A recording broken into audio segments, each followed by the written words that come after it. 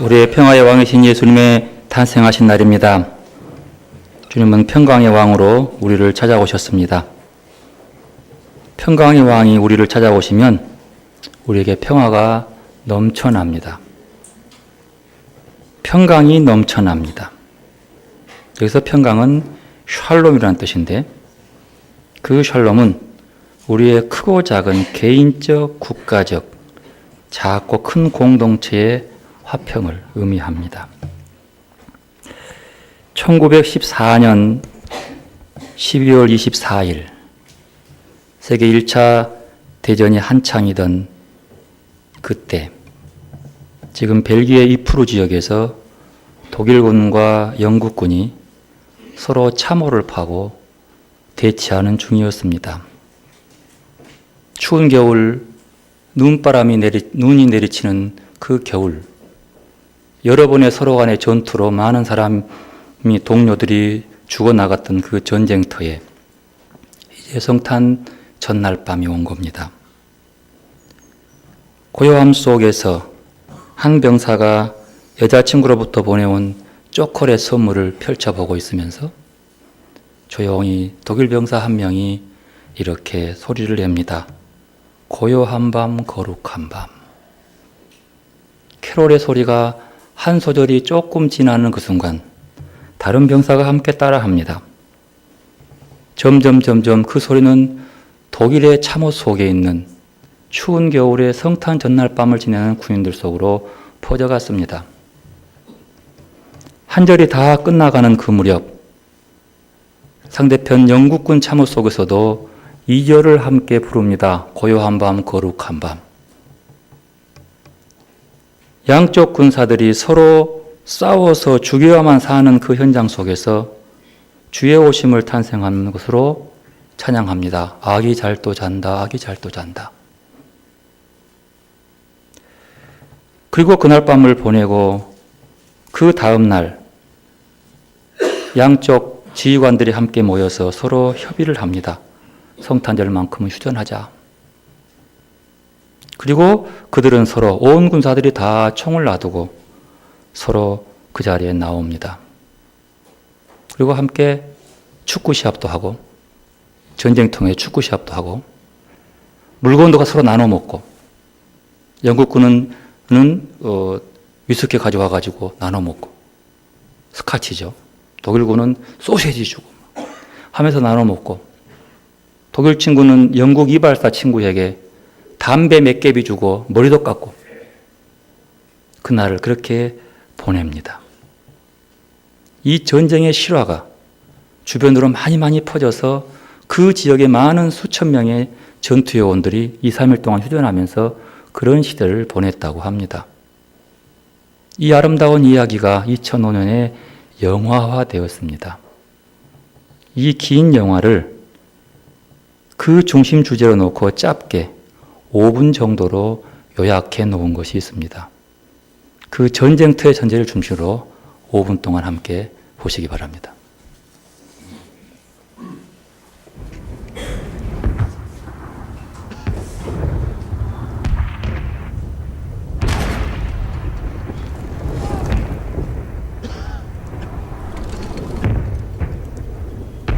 Jenkins, Oakley, Knight.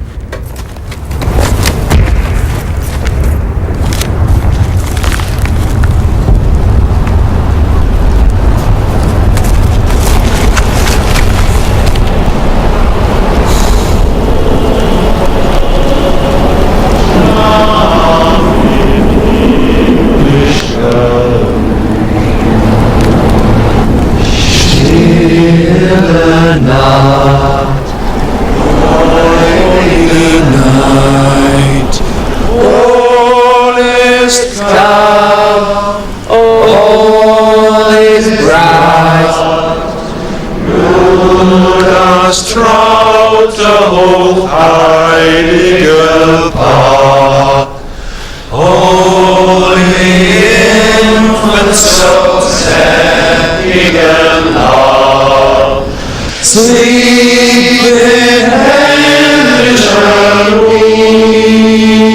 wings, strong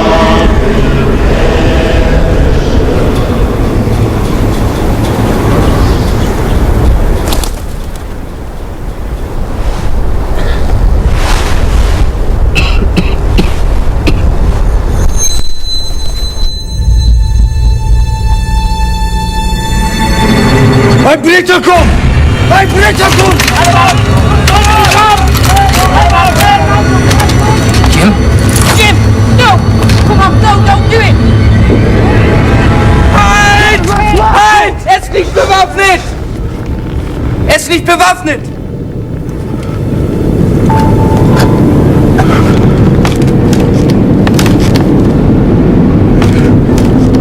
Nein, Otto! Nein! Jim! Otto, nein!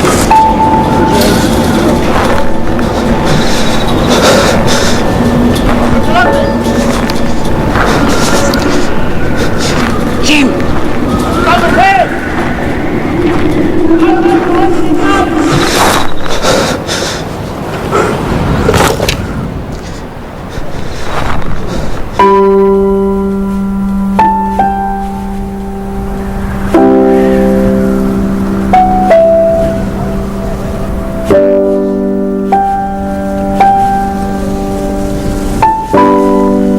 My name is Jim. Mein Name ist Otto. Pleased to meet you, Otto. Freut mich. How are you? Gut, gut. Gut. Und du? Not so bad. Rose, she's calm. Ist schön. Schön.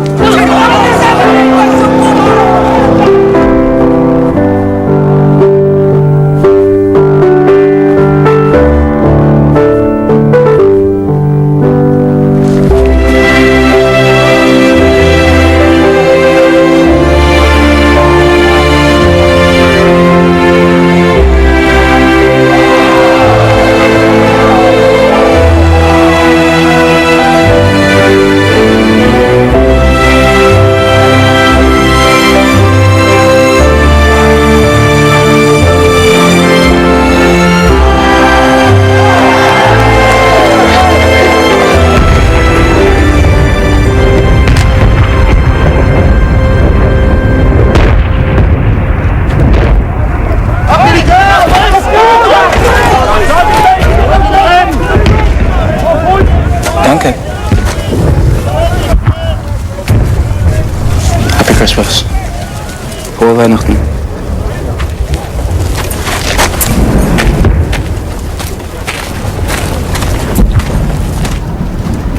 Leute wieder rein!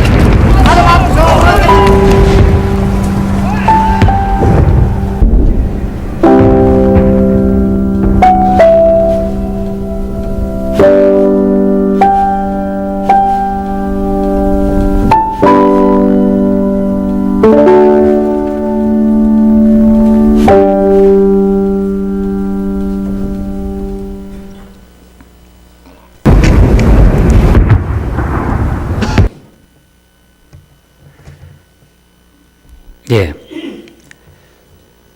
잠깐의 평화지만 전쟁통에서 독일 말과 영국 말이 서로 막 격하게 들려오지요. 격하게 멈췄던 독일 군인의 이야기. 총이 없어, 총이 없어, 쏘지 마! 소리 지르는 그 모습. 그리고 그곳에서 함께 이쁜 여자친구 보고 이쁘다, 아름답다, 서로 주고받을 수 있는 그 자리. 전쟁의 후기입니다만 저렇게 평화를 추구했던 저 현장 지도자는 군사재판에 넘겨졌습니다. 왜요? 성탄절날 저렇게 행복하게 놀았다고. 적군과 함께 내통했다고. 양쪽 정부는 그들에게 재판을 하게 했습니다. 평화, 고요하고 거룩한 그 밤, 주님을 찬송하는 그 밤은 서로 죽이지 못하고 나누는 그 자리잖아요.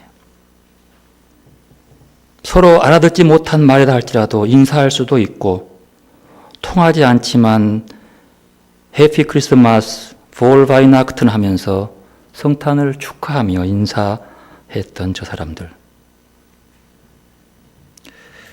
여기에서 많은 것들을 우리에게 전해주고 있습니다.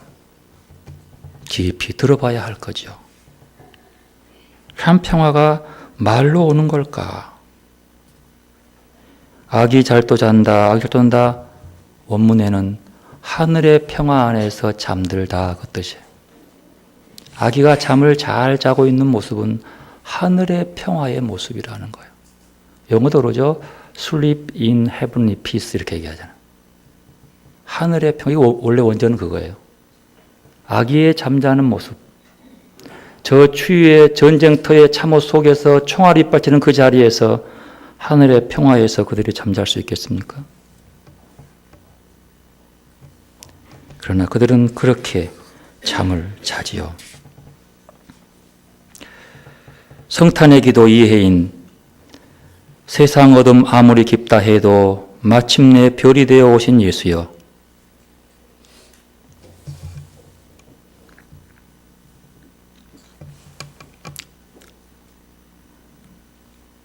하늘과 땅을 잇는 존재 자체로 사랑의 시가 되신 이 아기여,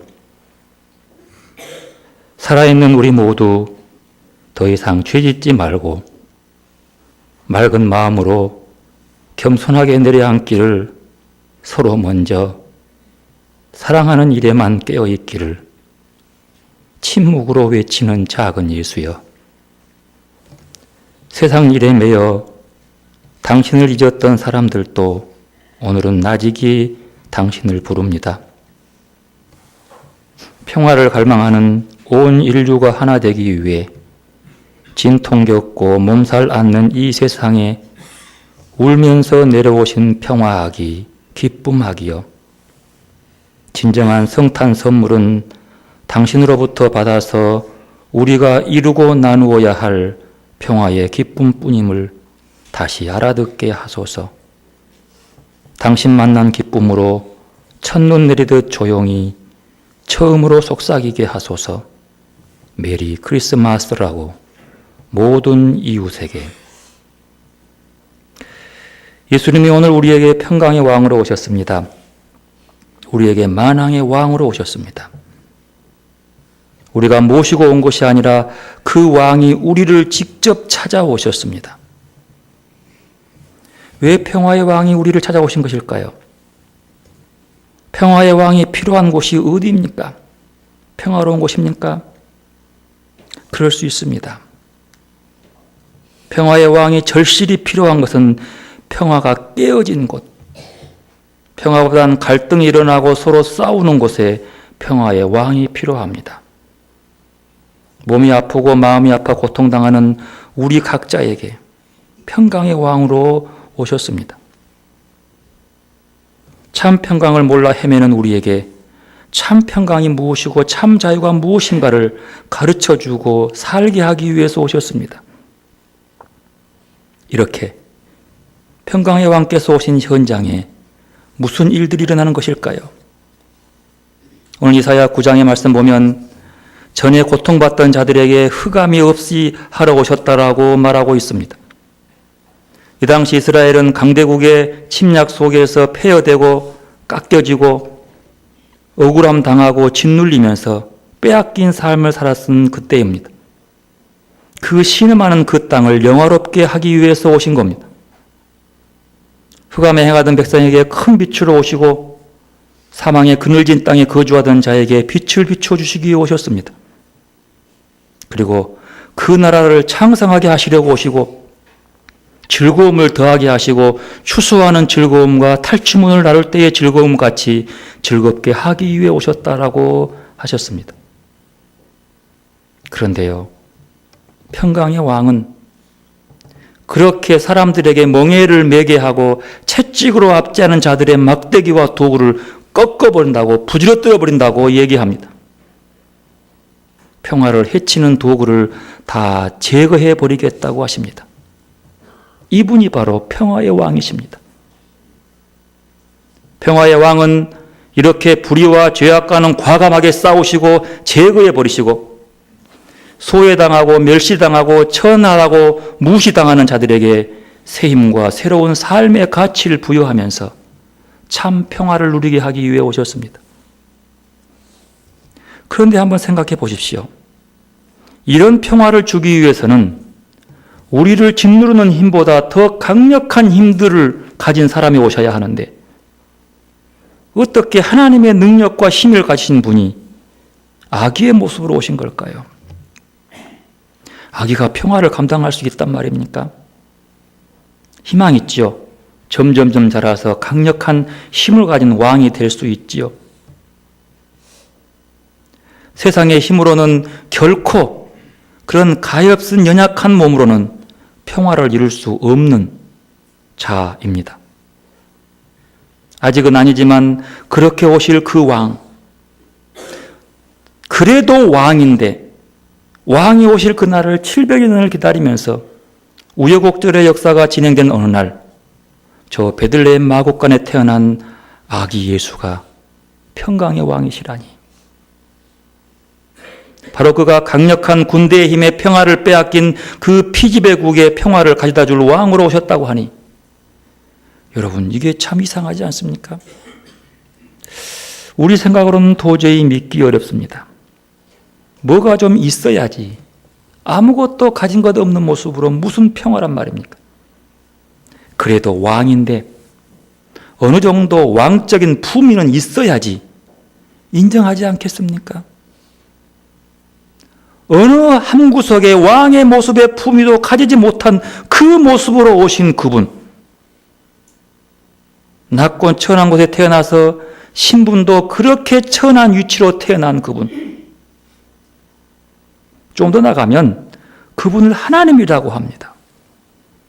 전지전능한 하나님의 그 큰, 그래서 사람들의 영광을 받아야 할 하나님이 사람의 몸을 입고 오는 것도 참 놀랍지만 어쩌면 그 모습이 다른 나라 사람들이 볼 때는 참 한심하고 실패한 하나님처럼 그렇게 느껴지지만 사람의 몸을 입은다고 다 천한 것은 아닌데 너무 천한 자리에 태어난 것이 아닌가 말입니다. 아무리 생각해봐도 전능한 하나님의 격에 맞지 않는 자리입니다. 사람도 천하디 천하게 여긴 그런 모습으로 오신 것이 쉽게 이해가 되지 않습니다. 저 베들레헴 들판, 목자가 양을 치던 들판의 그 마곡간 말입니다.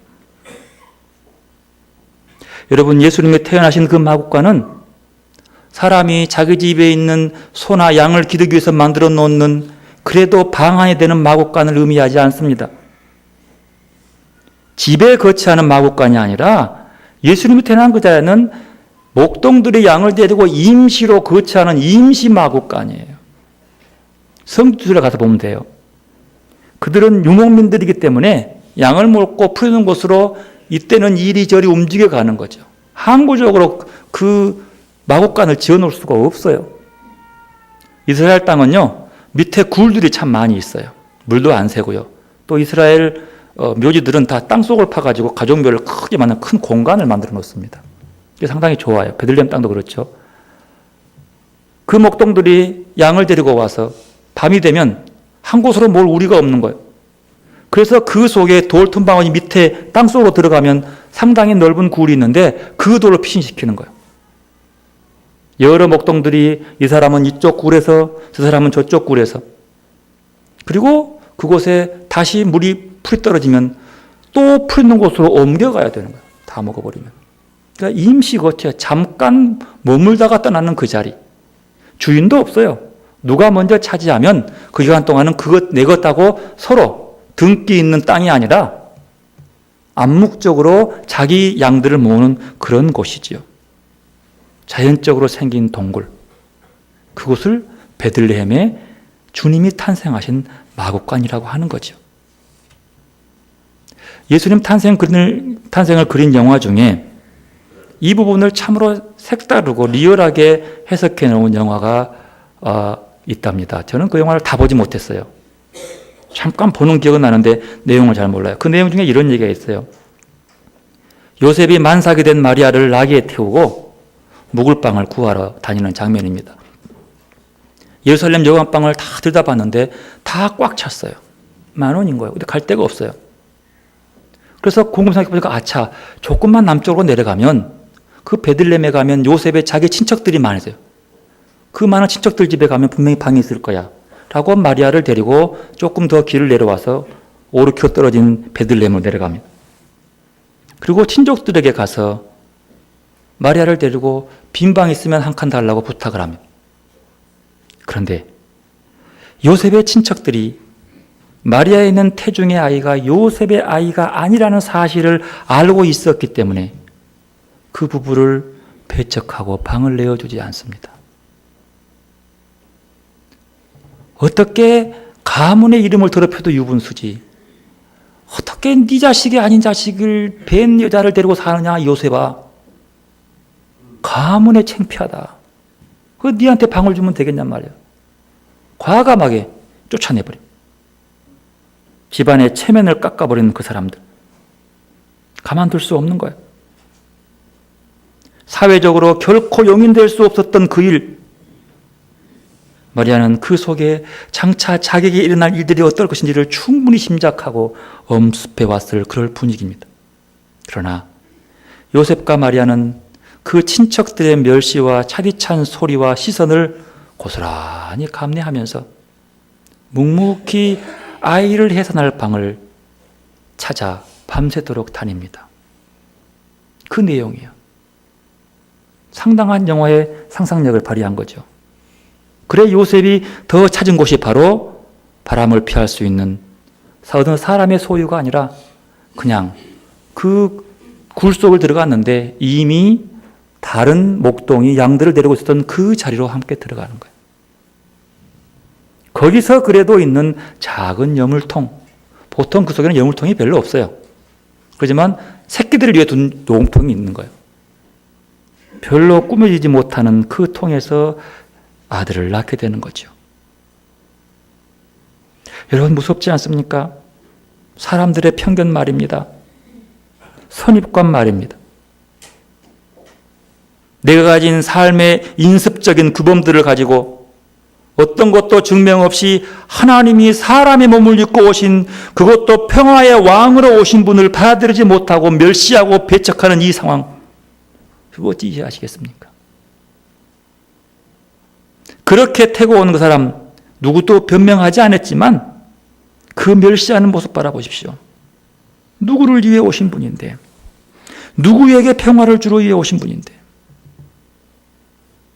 내가 기대하고 내가 바라고 내가 계획 세웠던 그분이 아니라고, 그런 모습으로 다가온 것이 아니라고 그 부모와 아이까지도 멸시해버리는 그 사회. 그런데 왜 평강의 왕이신 예수님이 이런 하찮은 곳에 오셨을까요? 이렇게 오신 분을 통해서 정말로 평화가 임할까요? 여러분 어떻게 생각하십니까? 이런 예수님이 평강의 왕이신 것은 가장 평화롭지 못하고 쪼들리고 멸시당하고 무시당하며 더 나아가 가난하기까지 한 그들을 직접 찾아오셔서 함께하기 때문인 것입니다. 그들에게 평화를 주기 위해서, 그들을 제대로 통치하기 위해서, 그들을 끄집어 올리는 것이 아니라 그들에게 나아가시는 그분은 위에서 우리를 부려먹지 않고 말로만 명령하면서 자기 만족을 누리신 분이 아닙니다. 군사력을 강화하고 경제적인 수치를 높여서 평화를 주려고 하는 왕으로 오시지 않았습니다.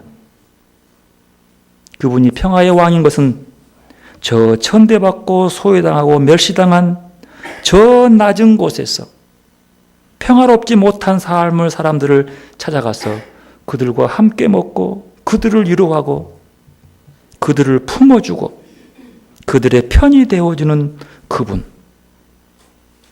그분이야말로 평화의 왕이신 거죠. 왕은 다스림이에요. 통치받음이에요. 우리에게 이런 왕이 필요하지 않습니까? 평화가 필요한 자리에 평화를 던져주는 것이 아니라 함께 가서 그들을 다스리시고 평화로 그 마음을 평안하게 만들어주는 그 평화. 왕은 늘 군림하고 높은 자리에서만 있는 것이 아닙니다. 명령하고 지시하고 말로만 평화를 외친다고 평화가 오는 것이 아닙니다. 배고파도 잘 살지 못해도 군사적인 힘이 부족하고 경제적 수치가 낮은다 할지라도 왕과 그 왕의 다스림을 받는 자가 그 부족함과 낮은 것을 함께 채우며 서로 위로하는 것이 바로 평강인 거거든요. 많이 먹어서 배불러서가 아니라 가난한 그에게 왕도 배부르지 못하고 함께 나누면서 함께 이겨보자고 하는 그 왕이 아니냔 말입니다. 내려가지 않고 높은 곳에 앉아서 그 자리를 지키려고 아둥바둥하면서 백성들의 아픔이나 고통을 알지 못하고 보려고도 하지 않는 그런 군주는 폭군이라고 합니다. 독재자라고 하는 거예요. 세상의 왕이 자리를 보존하고 그 자리를 떼어서 사람과 차별하고 백성 우습게 여길 줄 아는 사람, 백성의 아픔에 함께 아파하지 못한 군주는 평화를 가져오는 왕이 아니라 폭군인 거예요. 이런 군주는 결코 평화나 평등을 가져올 수 없습니다. 오히려 이들은 폭군으로서 갈등을 야기시키고 서로 싸우게 만들어서 강력한 힘으로 그들을 짓누르고 자기 유리함과 자기 유익과 자기 자리를 지켜나가는 것입니다. 우리의 참 평강의 왕이신 예수님이 찾아오시면 이런 폭군들을 끌어내리시고 빈손으로 돌려보내시며 이런 정권은 완전히 전복시켜 버리신다고 성경은 얘기합니다. 누가복음 1장 46절 이하에 보면 마리아의 찬가가 나옵니다. 이 찬가는 마리아가 누구도 인정하지 않은 처녀의 몸으로 아이를 잉태한 다음에 그 놀랍고 두려움을 그래도 하나님의 은혜의 말씀이라고 받아들여서 순종하는 모습으로 영접합니다. 그리고 그 몸으로 아이를 베고 엘리사벳 찾아간 다음에 그 비천해진 자기 몸, 비천함이죠. 이제 돌마다 죽어야 되니까. 그런데 그는 와서 그렇게 고백을 합니다. 내 안에 있는 뱃속에 있는 그 분은 평화의 왕으로 비천한 자를 높여주신 분이고 모든 권세 있는 통치자들, 교만한 자들을 그 자리에서 끌어내리시고 거짓과 불의로 배불리는 부자들을 빈손으로 돌려보내신 분이라고 찬송하고 있습니다. 그리고 그 평화의 왕이신 주님은 이 세상을 완전히 전복시키시는 분이라고 얘기합니다. 이게 뭐냐면 이 세상을 전복시키라고 하는 것은 이 세상적인 가치관을 뒤집어 버린다고 하는 거예요. 즉 우리들이 지금까지 가지고 있는 전통적인 뿌리 깊은 삶의 규범들, 규칙들, 종교성, 법적인 것까지 모두 전복시키는 거예요. 무엇으로 가능한 겁니까? 무엇을 가져왔길래 우리의 삶의 규칙들을 다 전복시킨다고 하는 거예요? 평화의 왕이 너무 과격하지 않아요? 평화의 왕은 평화를 주기 위해 오신 분이고 그 평화를 막고 깨트리고 방해하는 세력들은 과감하게 전복시키기 위해 오신 분입니다. 그것이 예수님인 거예요. 어떻게 가능합니까? 무엇으로 세상의 가치를 전복시킨다는 겁니까? 바로 그분의 거룩하심과 자비로우심으로 말입니다. 왜냐하면 평화의 왕이신 예수님이 거룩하고 자비로우신 분이시기 때문입니다. 우리에게 찾아오시는 왕은 자비로우신 왕입니다. 자비라고 하는 말은요, 공감이라고 번역할 수 있습니다. 자비가 뭐냐? 뭐 뜻이 많지만 그 중에 하나가 공감이에요.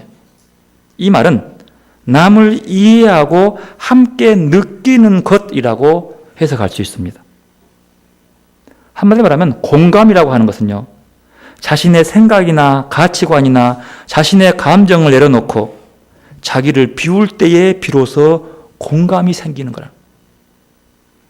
즉 자비심은 자기를 비울 때에 자기 가치관, 감정을 다 내려놓을 때에 생기는 것이랍니다. 그래서 공감, 즉 자비는 자기 비움에서부터 시작되는 거예요. 자기 비움, 자기 부인에서부터. 하나님의 아들이고 하나님이신 예수님께서 평화의 왕으로 오셨습니다. 그 오심을 빌립보서는 이렇게 얘기합니다. 그분은 하나님의 모습을 지니셨으나 하나님과 동등함을 당연하게 생각하지 않으시고 오히려 자기를 비워서 종의 모습을 취하시고 사람과 같이 되신 분이셨다. 낮고 천한 인간의 비참함을 이해하고 몸소 친히 느끼기 위해서 자기를 비우셨던 것. 인간의 천한 그 모습을 함께 느끼고 아파하기 위해서 그 자리에 오지 않아 될 분이 오셨던 그분. 그분이 평화의 왕인 거죠. 그분이 바로 자비로우신 주님이시라는 뜻입니다.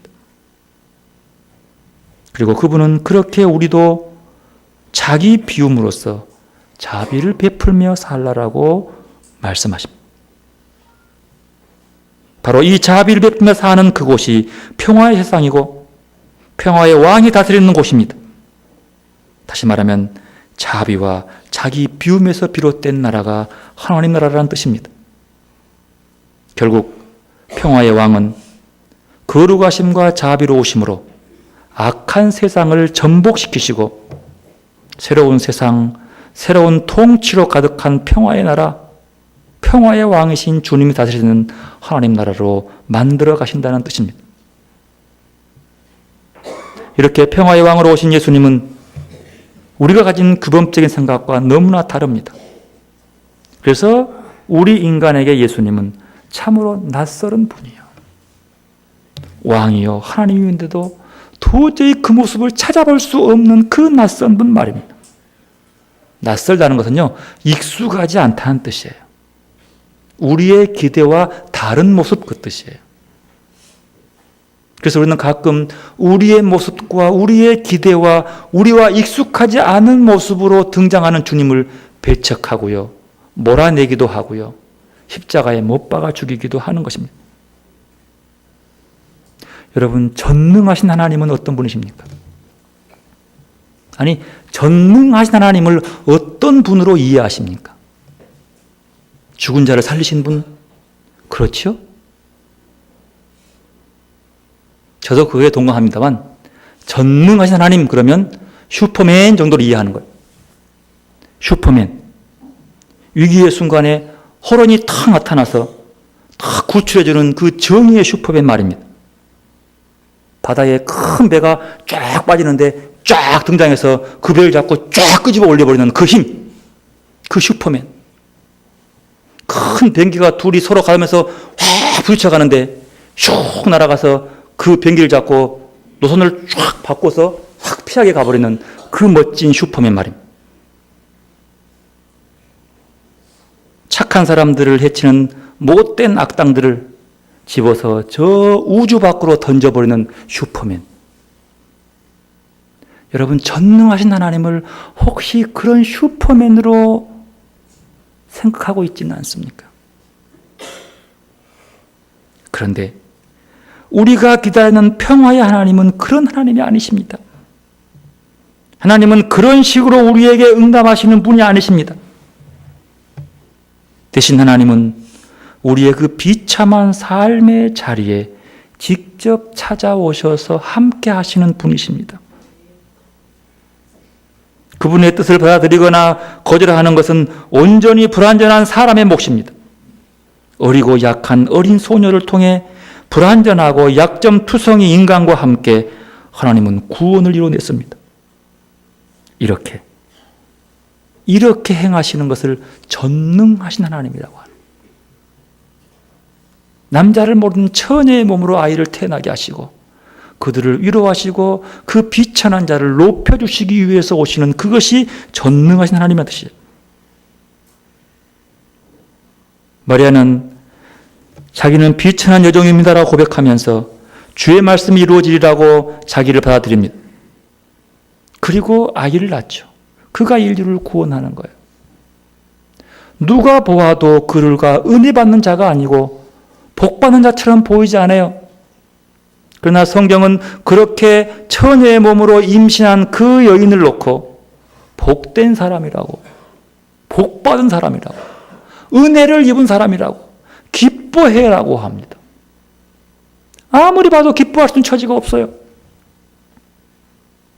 그런데 마리아는 기뻐합니다. 입을 다물며 기뻐하죠. 왜냐하면 그 속에서 하나님의 큰 능력이 이루어질 걸 믿기 때문에. 헨리 나우에는 성탄의 신비를 묵상하면서 성탄의 신비를 이렇게 얘기합니다. 거룩한 연약함이라고. 여러분, 예수님의 태어난 것을 기적 그렇게 말하지 않습니다. 그런 모습을 놓고요, 기적, 이것은 아주 천박한 얘기고요, 신비라고 해요. 우리가 그것을 믿는 것을 신앙의 신비 그렇게 합니다. 그 신비함을, 신비라고 하는 우리의 생각으로 도저히 우리의 관습, 우리의 전통, 우리의 기대, 우리가 바라는 그런 형상의 모습이 아닌 모습이기 때문에 신비한 거예요. 근데 현실에 이루어지는 거예요. 그걸 신비라고 하죠. 그래서 헨리 나우에는 이 성탄의 신비를 거룩한 연약함의 신비 이렇게 얘기해요.